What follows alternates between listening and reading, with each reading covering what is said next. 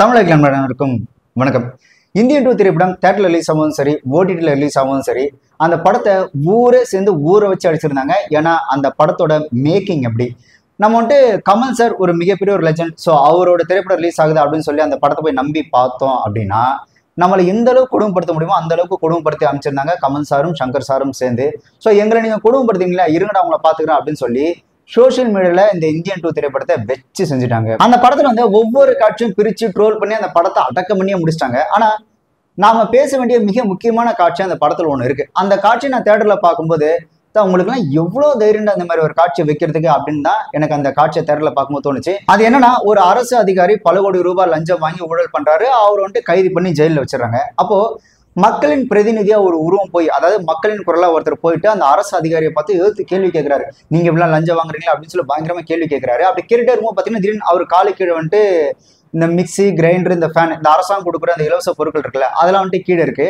அதை பார்த்த உடனே ஐ அப்படின்னு சொல்லி சிரிச்சுக்கிட்டு அந்த மக்கள் பிரதிநிதி அதை எடுத்து வச்சுக்கிறாரு. அப்போ அந்த ஊழல் வாங்கின அரசு அதிகாரி இருக்காரு இல்லையா, அவர் கேட்கிறாரு, அப்போ இது என்ன சார் அப்படின்னு கேட்ட உடனே அவர் என்ன சொல்றாரு அப்படின்னா, அந்த மக்கள் பிரதிநிதி என்ன சொல்றாரு அப்படின்னா, கவர்மெண்ட்ல ஃப்ரீயா கொடுத்தாங்க அப்படின்னு சொல்லி இழிக்கிறாரு. உடனே அந்த ஊழல் வாங்கின அந்த அரசு ஊழியர் வந்துட்டு அப்படின்னு சொல்லி காரி துப்புறாரு. நேர்மையா கஷ்டப்பட்டு உழைக்கிறதே வேஸ்ட், நாமளும் கொள்ளையடிச்சா என்ன தப்புன்னு தோணாது.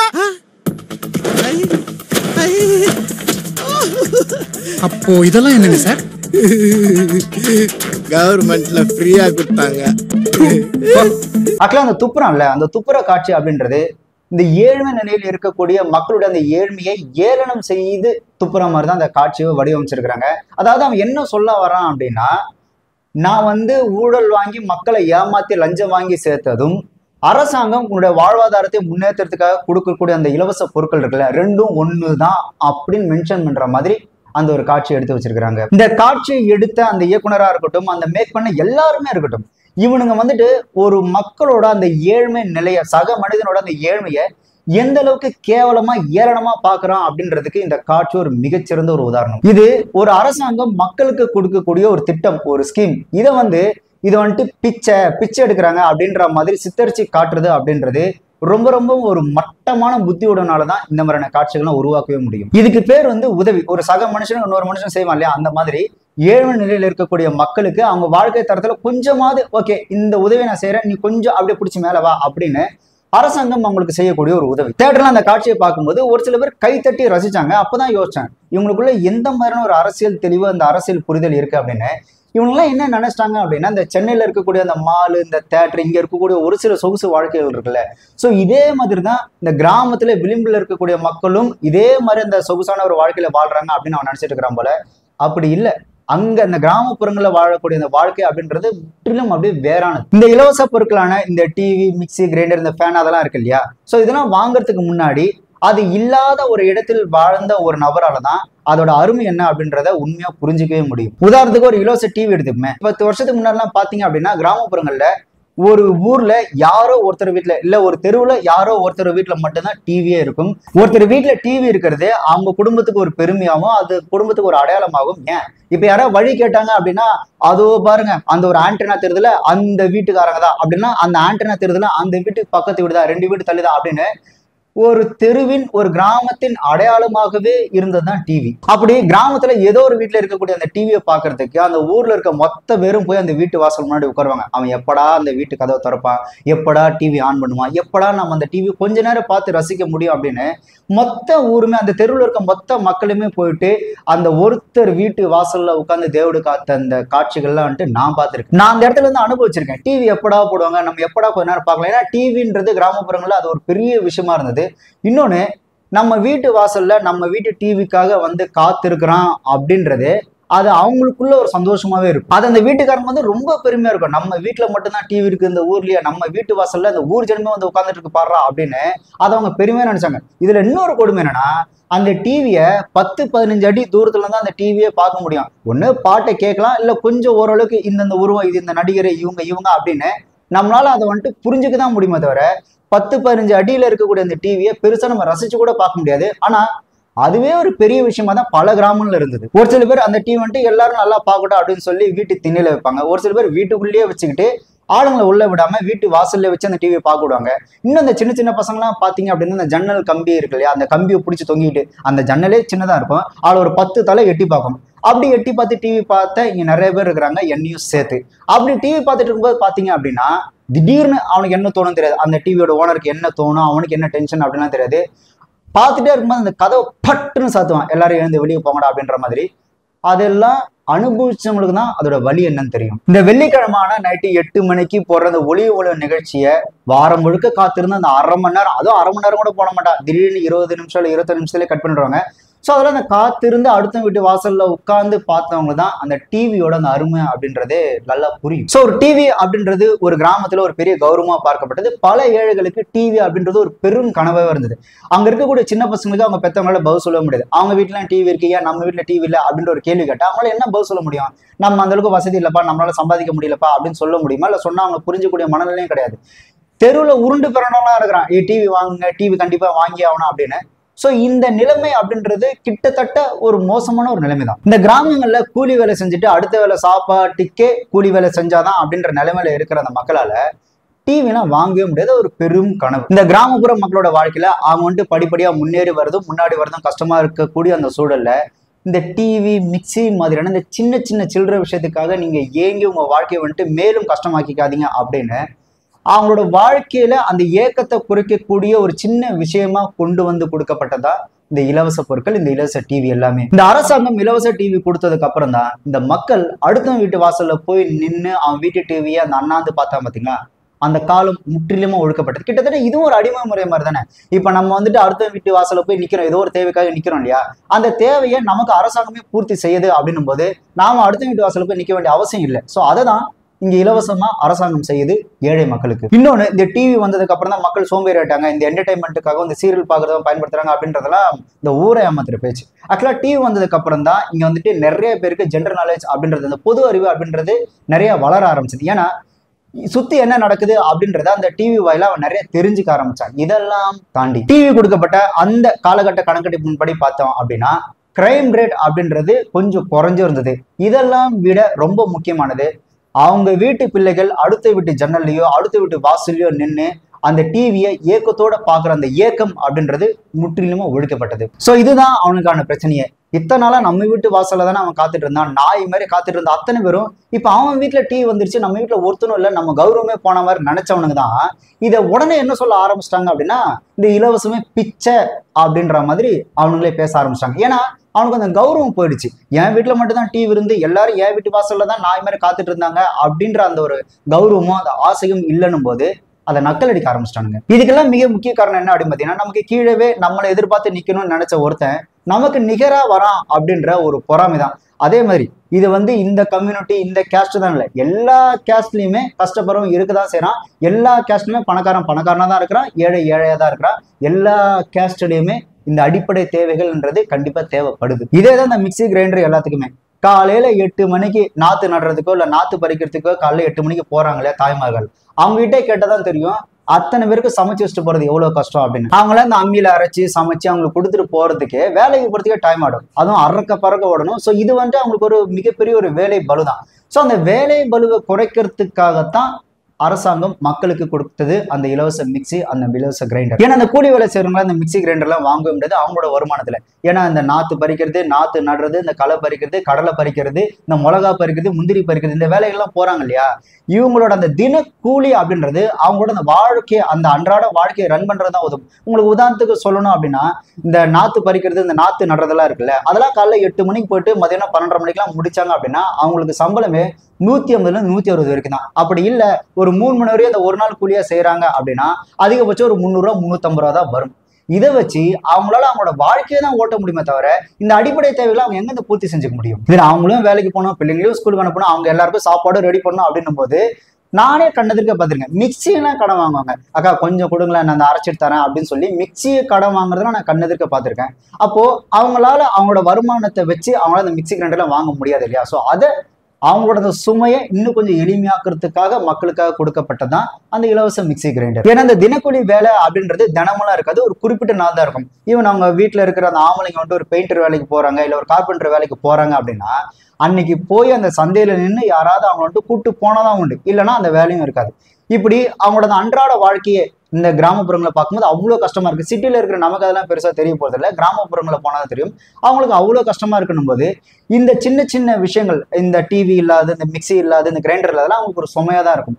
ஸோ உங்க வாழ்க்கையே ஒரு சுமையா இருக்கும்போது நான் எங்களால முடிஞ்சு உங்களுக்கு அந்த சின்ன சின்ன சுமைகளை இறக்கி வைக்கிறோம், அந்த சின்ன சின்ன இயக்கத்தை நாங்க போக்குறோம் அப்படின்றதுக்காக தான் அரசாங்கம் இந்த மாதிரியான இந்த உதவிகளை செய்கிறது. ஸோ இந்த அரசாங்கம் கொடுக்கக்கூடிய இலவச பொருட்கள் அப்படின்றது சிட்டியில வாழக்கூடிய நமக்கு அது ஒரு பொருட்டே கிடையாது.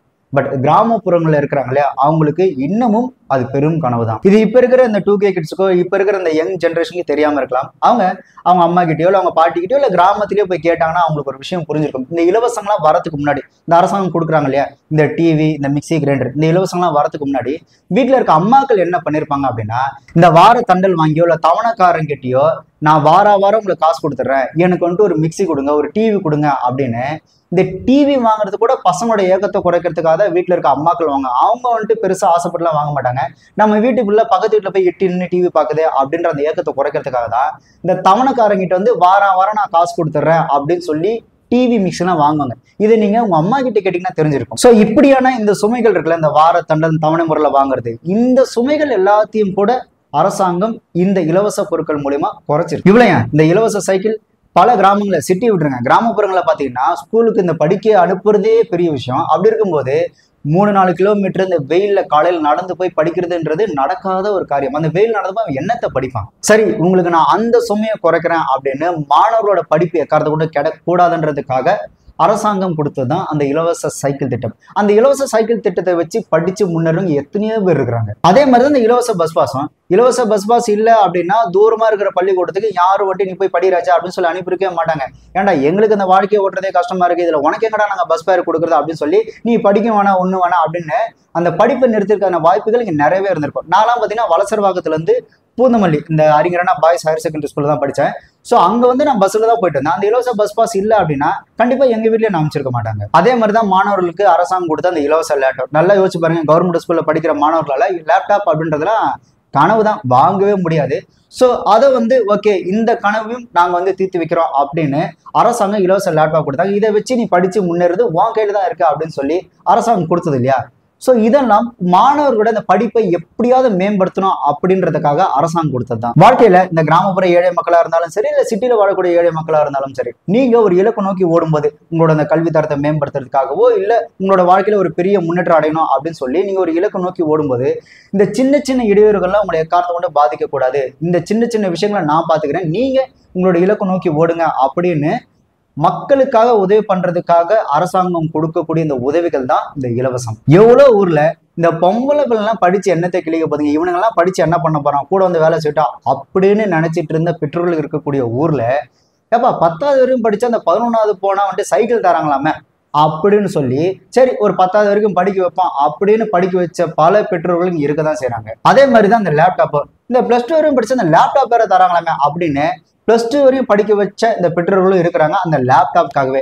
ஆக்சுவலா அந்த லேப்டாப் ஸ்கீம் அப்படின்றது பாத்தீங்கன்னா ஆரம்பிக்கும் போது +2 படிச்சாலே போதும் உங்களுக்கு லேப்டாப் கிடைக்கும் அப்படின்னு தான் சொன்னாங்க. ஆனா நிறைய பேர் என்ன பண்ணிட்டாங்க அப்படின்னா +2 முடிச்சவங்க லேப்டாப் பண்ணிட்டு காலேஜ் போமா அப்படின்னு நின்னுட்டாங்க. இதை பார்த்தா கவர்மெண்ட் என்ன பண்ணுச்சுன்னா, ஓ நீங்க எப்படி பண்றீங்களா அப்படின்னு, இனிமே +2 முடிச்சாலும் லேப்டாப் கிடையாது, நீ காலேஜ் சேர்ந்ததான் உனக்கு லேப்டாப் அப்படின்னு காலேஜ் சேர்றவங்களுக்கு லேப்டாப் கொடுக்கப்படும் அப்படின்னு அரசாங்கம் ஒரு ஸ்கீம் அனௌன்ஸ் பண்ணாங்க. ஸோ இதை பார்த்தா ஒரு சில பெற்றோர்கள் என்ன பண்ணாங்கன்னா, ஓ காலேஜ் போனால் லேப்டாப்லாம் தராங்களா, சரி நீ +2 படிச்சு பாஸ் ஆகிட்டு போய் காலேஜ் போய் லேப்டாப் வாங்க அப்படின்னு அனுப்பிச்ச பெற்றோர்கள் இங்க இருக்கதான் செய்யறாங்க. ஸோ ஒரு சில பெற்றோர்களே சைக்கிளுக்காக லேப்டாப்காக தன்னோட பிள்ளைகளை, முக்கியமா பெண் பிள்ளைகள்லாம் நிறைய படிக்க வச்சிருக்காங்க. ஸோ இந்த அரசாங்கம் நாங்க எதையாவது பண்ணி எப்படியாவது உங்களோட அந்த கல்வி தரத்தை நாங்க முன்னேற்றி கொண்டு வரோம் அப்படின்றதுக்காக தான் இந்த இலவச பஸ் பாஸ், இந்த இலவச சைக்கிள், இந்த இலவச லேப்டாப் அப்படின்னு கொடுத்து மாணவர்களோட அந்த எஜுகேஷனை மேம்படுத்தணும் அப்படின்றதுக்காக தான் அரசாங்கம் மக்களுக்காக இவ்வளவு செஞ்சுட்டு இருக்குது. அதே மாதிரிதான் இந்த ஏழ்மை நிலையில இருக்கக்கூடிய மக்கள் அந்த சின்ன சின்ன இயக்கங்கள், இந்த சின்ன சின்ன ஆசைகளுக்காக அவங்க சிந்திச்சு அதை பெருசா அவங்க திங்க் பண்ண கூடாதுன்றதுக்காக தான் இந்த டிவி, மிக்சி, கிரைண்டர், இந்த ஃபேன் கொடுக்கறது எல்லாமே. நீங்க நல்லா யோசிச்சு பாருங்க, இந்த அரசாங்கம் இலவச இந்த மதிய உணவு திட்டம்னு ஒண்ணு இருக்கு இல்லையா, அதை மட்டும் கொண்டு வரல அப்படின்னா இங்க பல பேர் படிச்சிருக்கவே மாட்டான். அந்த திட்டம் கொண்டு வரும்போது இது வீணானது, இது வேஸ்ட், இது அரசாங்க சொத்தை அழிக்கிறது அப்படின்னு சொல்லி பல பேர் அதை டிசப்பாயின்மெண்ட் பண்ணாலும் அரசாங்கம் இல்ல இதுதான் சரியானது அப்படின்னு சொல்லி அந்த இலவச மதிய உணவு திட்டத்தை கொண்டு வந்ததுனாலதான் இங்க பல பேர் படிச்சு பெரிய ஆளாக ஆயிருக்காங்க. மக்களோட அந்த அடிப்படை தேவைகள், அந்த இயக்கங்களை ஒரு அரசாங்கம் முன் வந்து குறைச்சாலே போதும். அந்த மக்கள் அவங்களோட வாழ்க்கை தரத்தை அடுத்தடுத்து அவன் முன்னேற்றி கொண்டு போயிட்டே இருப்பான். சோ ஒரு அரசாங்கம் இந்த தேவைகளை பூர்த்தி செய்யறது அப்படின்றது கஷ்டப்படுறவங்களுக்கு நம்ம சும்மா கை கொடுத்து அப்படி தூக்கிட்டு ஓகே நீ மேல வா அப்படின்னு அவனை கை கொடுத்து தூக்கி விடுற மாதிரி தான். இன்னொன்னு, இல்லாதவங்க தான் இல்லாதோட அருமையா தெரியும். எல்லாத்தையும் வச்சுக்கிட்டு சொகுசா வாழ்றவனுக்கு இல்லாதோட அருமை அப்படின்றது சுத்தமா தெரிய போறதே கிடையாது. தான் வீட்டுல தான் ஏக்கத்தோட அடுத்த வீட்டுல பார்த்த அந்த பொருட்களை கையில ஏந்தி வாங்கும் போது அவன் அனுபவிக்கிற அந்த சந்தோஷம் இருக்குல்ல, அது அவங்க இடத்துல இருந்தாதான் தெரியுமே தவிர வேடிக்கை பார்க்குற நமக்கு எல்லாம் அது தெரிய போறதே கிடையாது. ஆக்சுவலா அந்த அரசாங்கம் கொடுக்கக்கூடிய அந்த ஸ்கீம், அந்த இலவசங்கள் அப்படின்றத பாத்தீங்கன்னா இந்த இருக்கிறவனுக்கும் இல்லாதவனுக்கும் இருக்கக்கூடிய அந்த ஏற்றத்தாழ்வுகள் இருக்குல்ல, அதை ஓரளவுக்கு சமன் செய்யக்கூடிய ஒரு முயற்சி தான் இந்த இலவச திட்டங்கள். இங்க பல பேருக்கு என்ன பிரச்சனை அப்படின்னா, இவனும் நமக்கு ஈக்குவலா வரானே அப்படின்ற காண்டுல தான் இந்த இலவசங்கள் கொச்சப்படுத்துறது. இந்த காலை உணவு திட்டம் அறிவிக்கும் போது கூட பல பேர் பாத்தீங்கன்னா ஐயா இந்த காலை உணவு திட்டம் எல்லாம் வேஸ்ட், ஒரு வேளை சோறு போறது கூட என் வீட்டு ஆளுங்களுக்கு ஒரு தகுதி இல்லாம போயிடுச்சா அப்படின்ற மாதிரி ஒரு மாதிரி மட்டமா பேசிட்டு இருந்தாங்க. ஆக்சுவலா விஷயம் அது கிடையாது. இந்த காலை உணவு திட்டத்தை அறிவிச்சாங்க அப்படின்னா அந்த ஸ்கூலுக்கு வரக்கூடிய அந்த ஸ்ட்ரென்த், இந்த மாணவரோட எண்ணிக்கை அப்படின்றது அதிகமாகும். அவன் படிச்சு பெரிய ஆளாகும் போது எங்க அவன் நமக்கு போட்டியா வந்துட போறானோன்ற ஒரு எண்ணத்துல, ஒரு மட்டமான புத்தியில தான் இந்த அரசாங்கம் செய்யக்கூடிய இந்த இலவசங்களை பத்தி கேலி பண்றது. இதுல இவங்க அடிக்கடி சொல்ற வார்த்தை என்ன தெரியுமா, இந்த இலவசம்லாம் கொடுத்து மக்களை பிச்சைக்காரனா தான் ஆக்கணுமா, ஏன் அவங்களுக்கு வேலை வாய்ப்புல உருவாக்க கூடாது அப்படின்னு இவனுங்கெல்லாம் பாத்தீங்கன்னா இந்த சிட்டியில உட்காந்துட்டு இந்த கருத்தெல்லாம் சொல்லிட்டு இருப்பாங்க. அவனை கூட்டு போட்டு கிராமத்துல ஒரு நாள் ஒரு காணி முழுக்க என்ன பண்ணணும் அப்படின்னா, நீ நாத்து பறி நடவு நடு அப்படின்னு சொல்லி அவனை விட்டோம் அப்படின்னா அப்ப தெரியும்.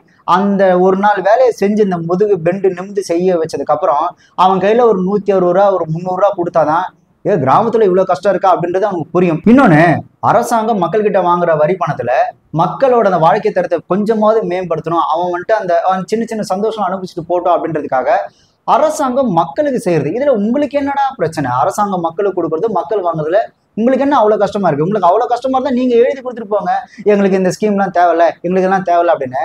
இவனுக்கு என்ன பண்றதுன்னா ரேஷன் கடையில பின்னாடி வழியா போட்டு அதெல்லாம் வாங்கியும் வச்சுக்கிட்டு இலவசங்கள் எவ்வளவு கேவலமான தெரியுமா அப்படின்னு சொல்லிட்டு அந்த வீட்டுல அந்த பொருளை வீட்டுக்குள்ளேயே வச்சுக்கிட்டு இவன் மத்தவனை குறை சொல்லிட்டு இருக்கிறாங்க. இன்னொன்னு, இந்த அரசாங்கம் கொடுக்கக்கூடிய அந்த இலவச பொருட்களை பிச்சைன்னு சொல்லக்கூடிய இவனுங்க இந்த கோயில்ல மணி ஆட்டிட்டு தட்டுல காசு வாங்குறாங்களே, அதை இவனுங்க பிச்சைன்னு சொல்றதே கிடையாது. அது புனிதமா, இது பிச்சையா.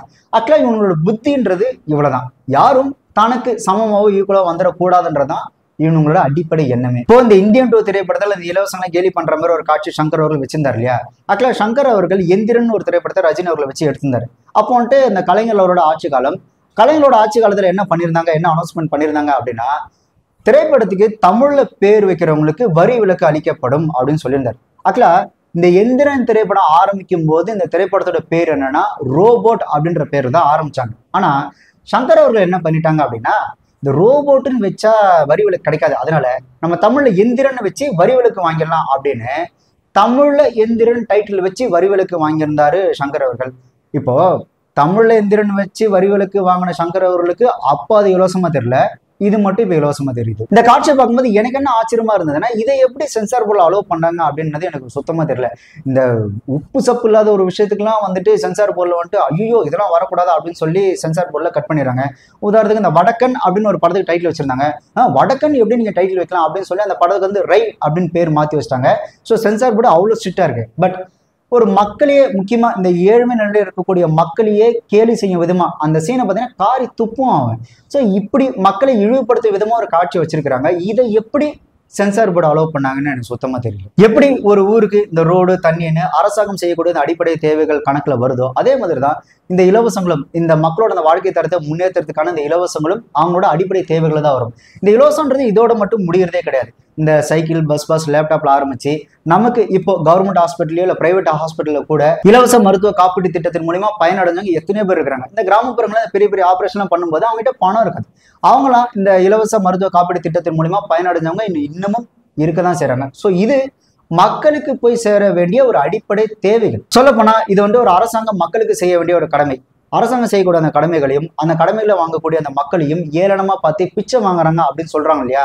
அவனுங்கெல்லாம் கூப்பிட்டு வச்சு நடுத்தெருல நிக்க வச்சு செருப்பால் அடிச்சாலும் தகும். இந்த மேடை போட்டு இந்த இலவசங்கள் எல்லாத்தையும் கொச்சப்படுத்தி பேசுற எல்லாருமே யாரு அப்படின்னு பாத்தீங்கன்னா, அவன் கடைசி வரைக்கும் நமக்கு கீழே தான் இருக்கணும், நம்ம கையை எதிர்பார்த்தா இருக்கணும்னு நினைச்சவங்க மட்டும்தான் இந்த இலவசங்களை வந்துட்டு கொச்சப்படுத்தி பிச்சை அப்படின்னு சொல்லி பேசுறது. இது வந்து பாத்தீங்கன்னா ஒரு மிகப்பெரிய ஒரு அரசியல். இந்த அரசியல் புரியணும் அப்படின்னா அதுக்குன்னு கொஞ்சமாவது ஒரு அரசியல் அறிவு இருக்கணும், அப்படின்னா ஒரு அடிப்படை அறிவாக இருக்கணும். அப்படி அந்த அடிப்படை அறிவு இருந்தது அப்படின்னா இந்த அரசியல் பாலிடிக்ஸ் அப்படின்றது உங்களுக்கு தெளிவா புரியும். அப்புறம் இந்த ஜெயலலிதா ஆட்சி காலத்துல கொடுக்கப்பட்ட அந்த மிக்சி கிரைண்டர் ஃபேனை மட்டும் காட்ட தெரிஞ்சவங்களுக்கு கலைஞரோட ஆட்சி காலத்துல கொடுத்த அந்த டிவியை மட்டும் காட்டுறதுக்கு தைரியம் இல்லை இல்லையா? அவ்வளவுதான் உங்களோட அறிவு, உங்களோட புத்தி அப்படின்றது. ஏன்னா இந்த படத்தை வந்து ரெட் ஜெயண்ட் தான் கூட இருந்து தயாரிச்சு அவங்க தான் ரிலீஸ் பண்றாங்க. ஸோ அவங்கள நம்ம பகிச்சிக்க கூடாது அப்படின்றதுக்காக கலைஞர் டிவி மட்டும் உஷாரா கட் பண்ணிட்டீங்க. என்னத்தை சொல்றது?